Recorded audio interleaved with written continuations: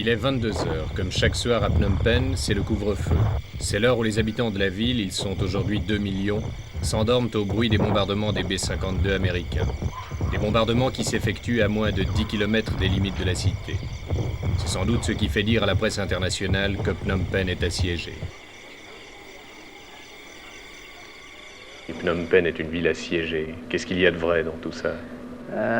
Oui, la presse a dit comme cela, mais comme vous êtes présent aussi à Phnom Penh, vous voyez très bien que la ville de Phnom Penh, notre capitale, n'est pas du tout assiégée. La vie des Phnom Penhois se passe normalement. Il y a en effet la présence des troupes nord-vietnamiennes à l'est du Mekong qui viennent pour installer leur base de feu qui peuvent être tirées sur Phnom Penh, par exemple.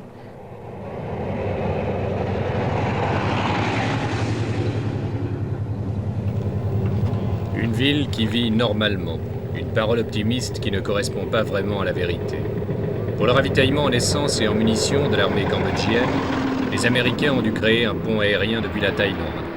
Pour le ravitaillement de la ville en denrées alimentaires, en essence ou en autres produits de consommation, on suppute les chances qu'auront les convois routiers ou fluviaux de parvenir à la capitale. Nous sommes ici sur la route nationale 4, une route encore aux mains des forces adverses au début avril. Nous sommes le 27 du même mois. Un convoi routier, le premier depuis longtemps, venant de Kampong Song, l'ancienne Sihanoukville, parvient aux portes de la ville.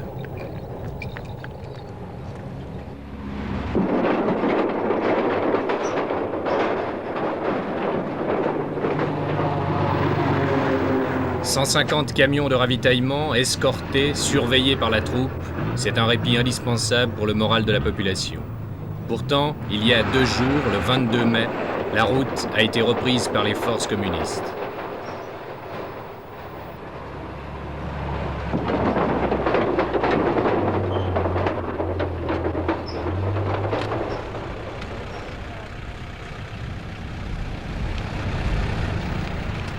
Phnom Penh, nous l'avons dit, c'était au début des hostilités en 1970, 800 000 habitants. Aujourd'hui, 1 200 000 réfugiés sont arrivés.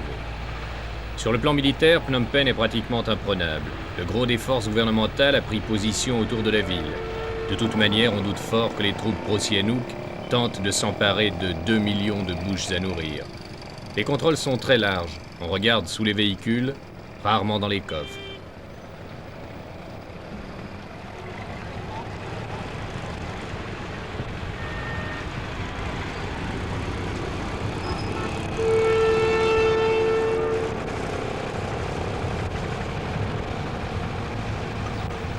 Chaque édifice important est néanmoins protégé. On craint les actions terroristes.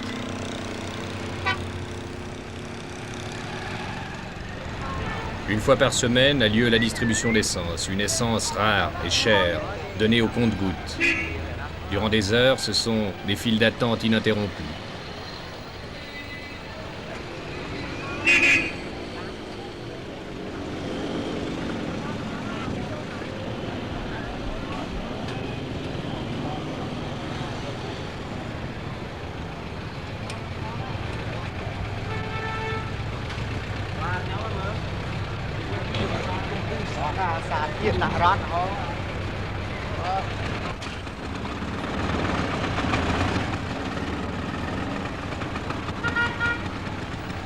Une situation qui fait la fortune des cyclopousses.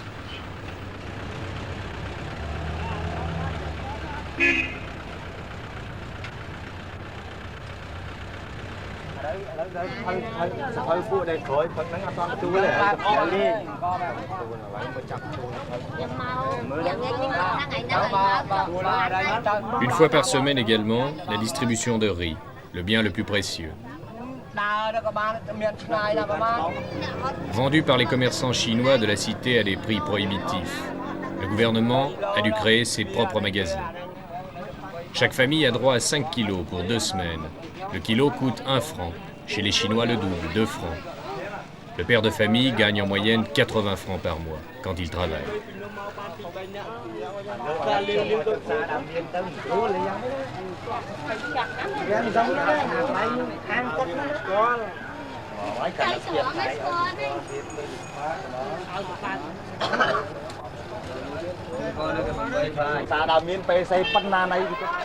Pourtant, la famine n'existe pas. Dans un pays où le paysan peut compter sur 3 récoltes par année, les légumes et les fruits ne manquent pas. Chaque jour, malgré la guerre, le ravitaillement en produits de la terre arrive sur les marchés de Phnom Penh. Un ravitaillement qui provient presque toujours des régions occupées par l'adversaire. Ici, en l'occurrence, les fruits et les légumes proviennent de l'autre rive, la même où l'on se bat. C'est une guerre étrange que cette guerre du Cambodge, une guerre de compromis, une guerre asiatique.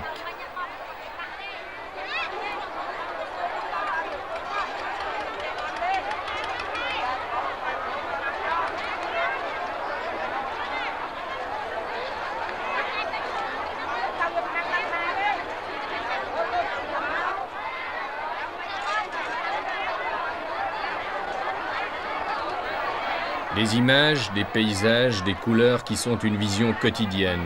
Que mes visions quotidiennes, hélas, cet alignement de cercueils.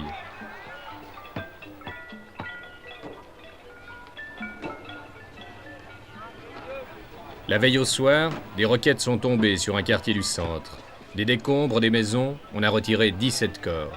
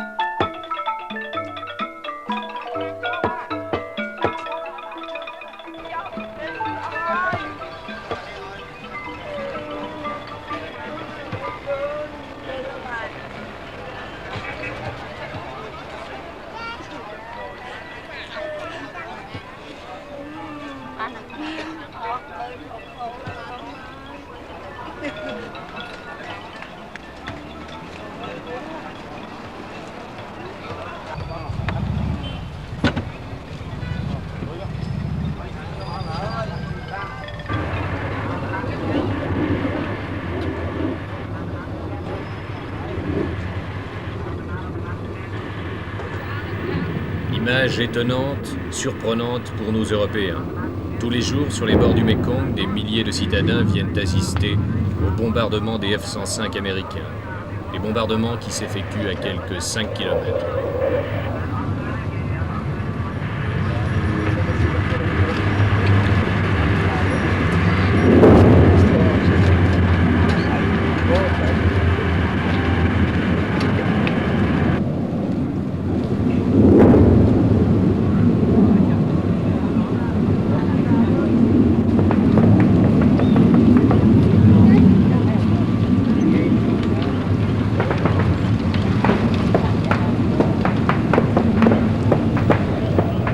Voici sur le terrain de ces bombardements, première ligne.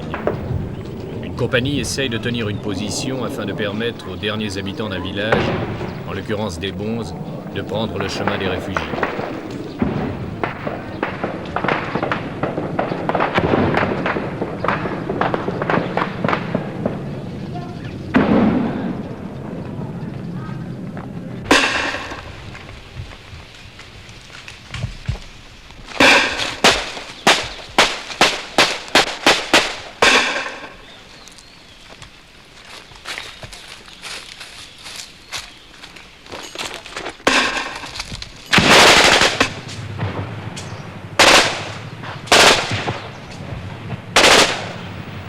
Aucun mouvement de panique dans cette évacuation. Pourtant, les Khmers rouges sont à moins de 200 mètres. ឡើងយួនដល់វាបានល្អហើយបើថ្ងៃនេះតាំងនោះអត់ឡើងវាយឹកវាពិបាកអត់ឥឡូវដល់វាជួនដល់យើងជប់ហ៎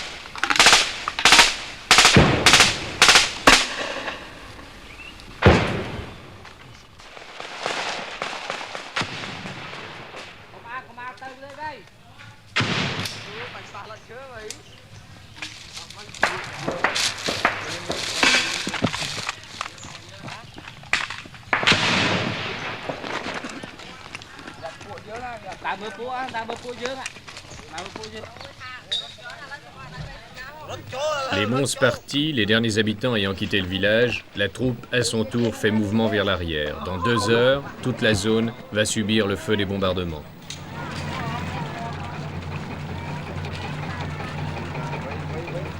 Le Mekong.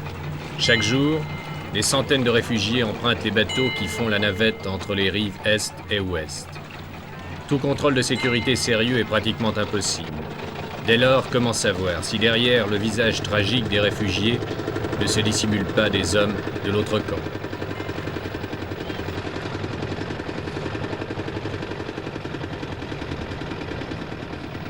Au passage, un bateau sur le flanc. Il faisait partie d'un des rares convois fluviaux de ravitaillement à être parvenu à Phnom Penh.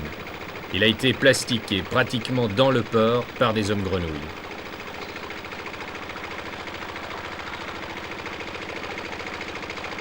Détruit également par un commando en octobre 70, le pont construit par les Japonais 3 ans auparavant.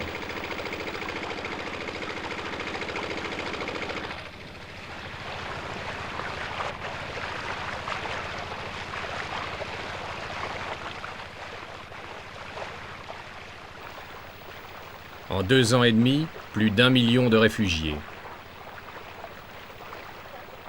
Pour ceux-ci, les conditions d'existence vont être désormais particulièrement difficiles. Les camps commencent à être surchargés.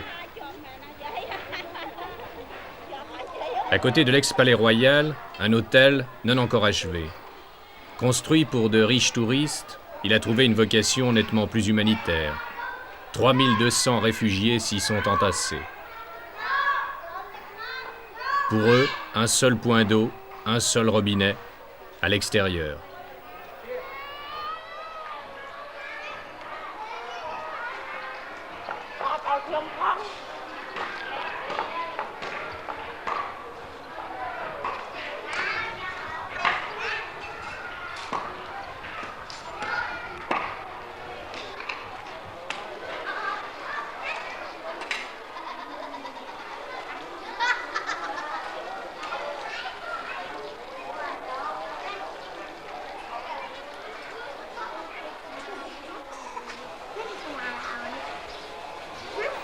Une fois par semaine, un médecin suisse délégué par le CICR reçoit les malades. À chaque visite, il en examine plus de 300. Ils ont fui. Le bombardement. Le bombardement surtout.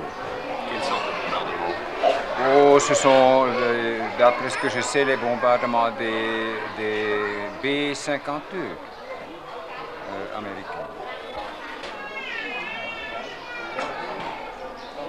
Oui, il faut donner du Tucine.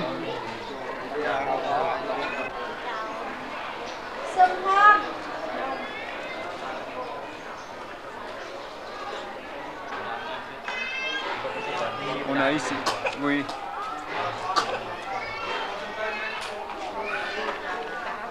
Il faut donner 2 par jour.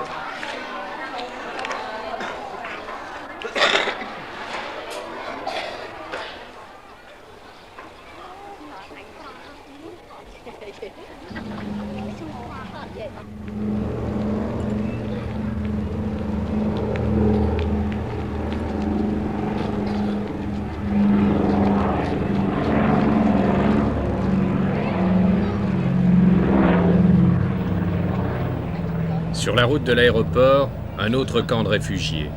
50 wagons abandonnés sur une voie désaffectée, comme toutes les autres voies d'ailleurs. Le train ne circule plus depuis 3 ans.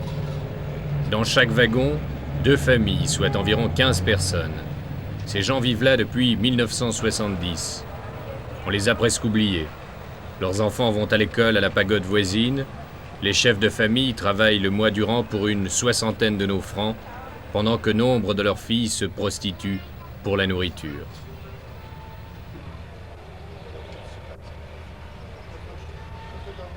On a eu le sentiment jusqu'ici que l'armée Khmer était une armée un peu de parade. Est-ce qu'elle rattrape son retard actuellement? Oui, nous sommes en train de réorganiser notre armée. Vous avez très bien dit, l'armée Khmer était, avant l'hostilité, avant cette guerre, n'était rien du tout. Nous étions 28 000 hommes, composant d'une petite formation de fantassins, une petite aviation et une petite marine. Maintenant, nous avons une armée, une vraie armée. Depuis le commencement de la guerre, nous avons recruté n'importe quoi, n'importe comment pour avoir un nombre d'humains afin de s'opposer à l'armée, à une armée Vietcong non vietnamienne qui se sont venus pour nous agresser. Alors à ce moment-là, nous n'avons pas de choix, nous sommes obligés de prendre tout le monde, hommes, enfants, vieux, femmes, n'est-ce pas, n'importe qui.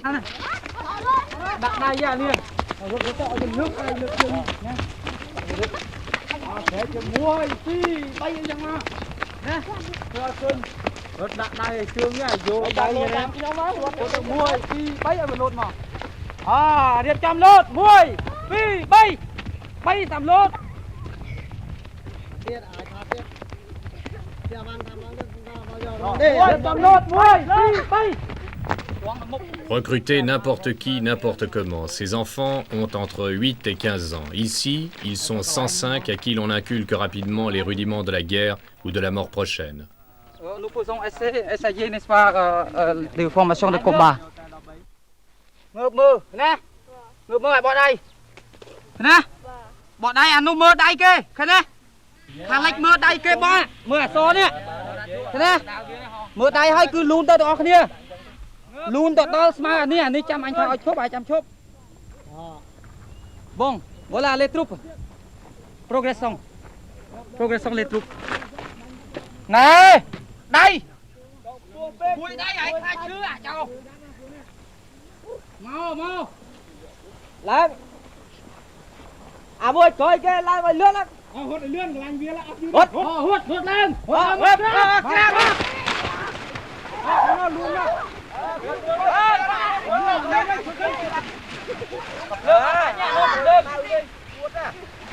Không lại nữa bạn. Lại chụp.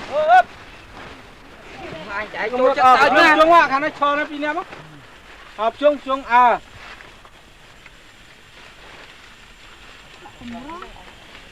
On leur apprend à combattre, à gagner, mais aussi à perdre.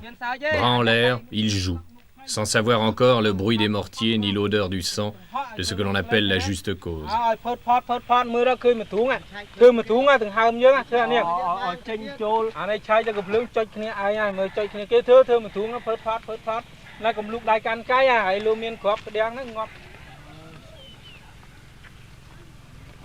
Phớt á mà thú á, hẳn việc dừng thấy á, kì tiếp chạp bán nó cũng đi khlang phê.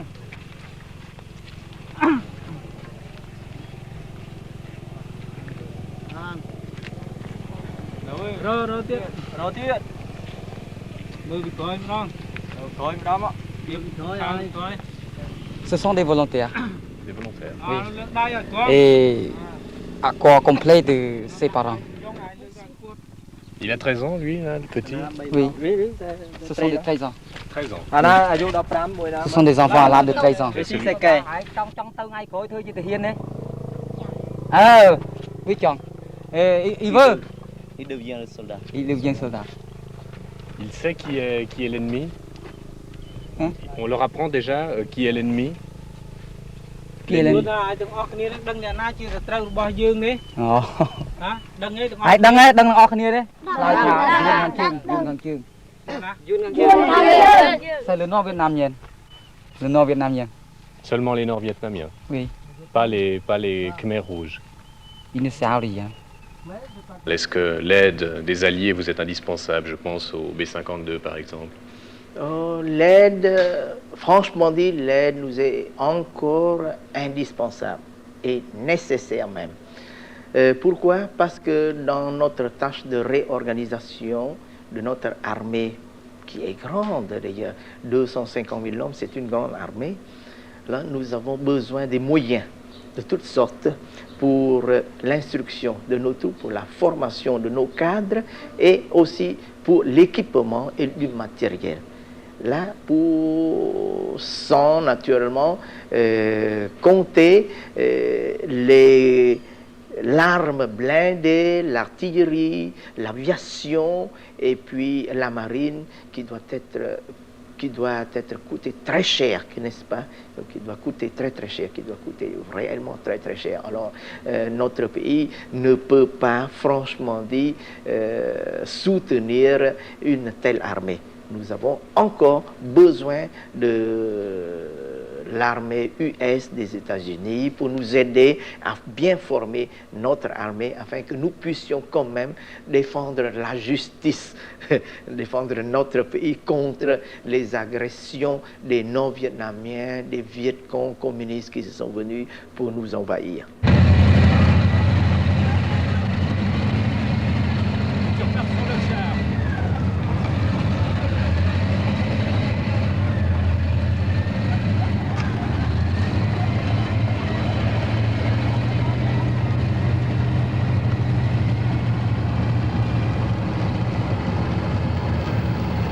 7 mai, 6 heures du matin, nous embarquons à bord d'un convoi de blindés qui se dirige vers la zone sud des combats. C'est le point stratégique le plus important, la seule possibilité éventuelle d'accès à la ville. Les troupes communistes l'ont bien compris, c'est là qu'elles exercent leur pression.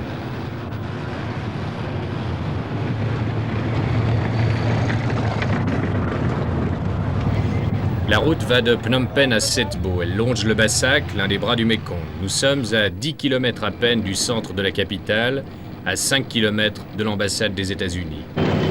50 M113 se mettent en position de tir. Tout à l'heure, ils vont déclencher leur puissance de feu pour soutenir les efforts de la 7e brigade d'infanterie, sans doute la plus solide de l'armée khmer.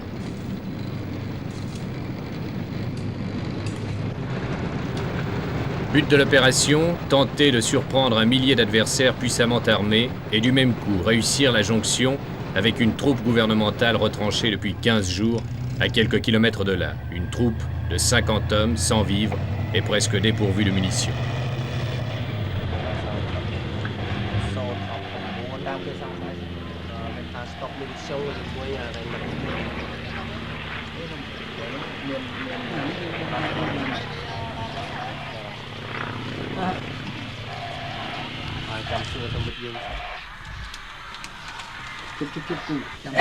Encore puis ba mấy encore chăm vô trong đây đi muối nó cái này nó men lấy bên đâu nó là bà đấy. Il est 11 heures, l'attaque va commencer. Les vieux T-38 cambodgiens entreprennent un bombardement d'appui.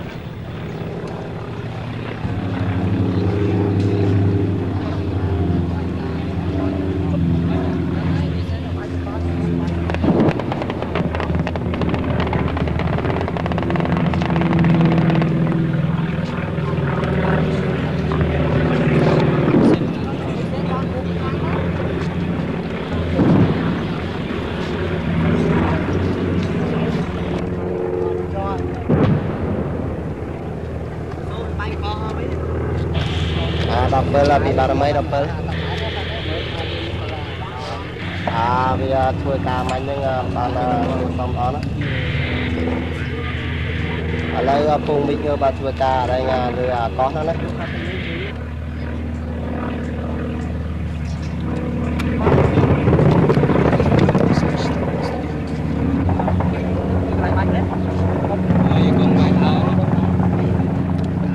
C'est la DCA Vietcong ça?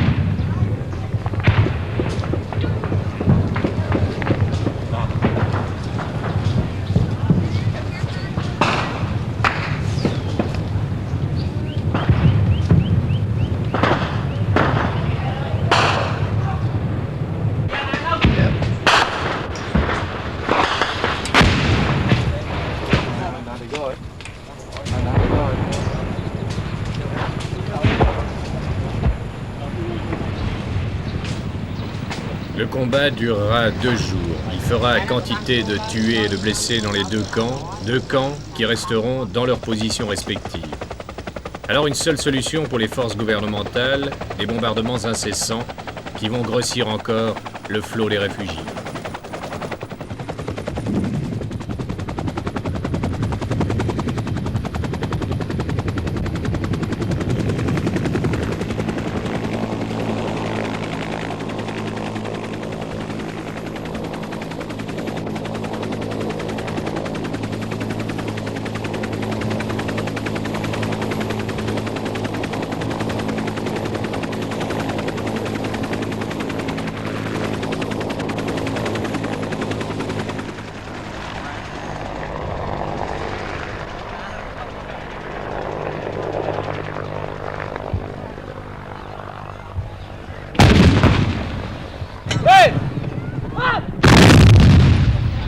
À 3 km de Phnom Penh, toujours au sud, toujours le même combat. Chaque heure, un tir d'appui.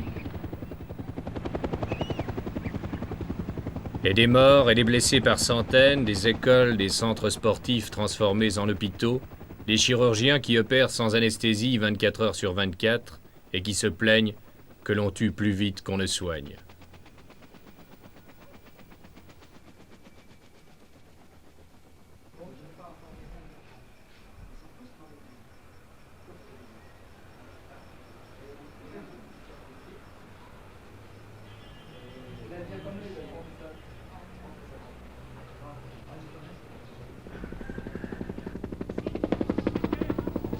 À Phnom Penh, malgré cette vision quotidienne, les gens ne s'habituent pas à l'absurdité.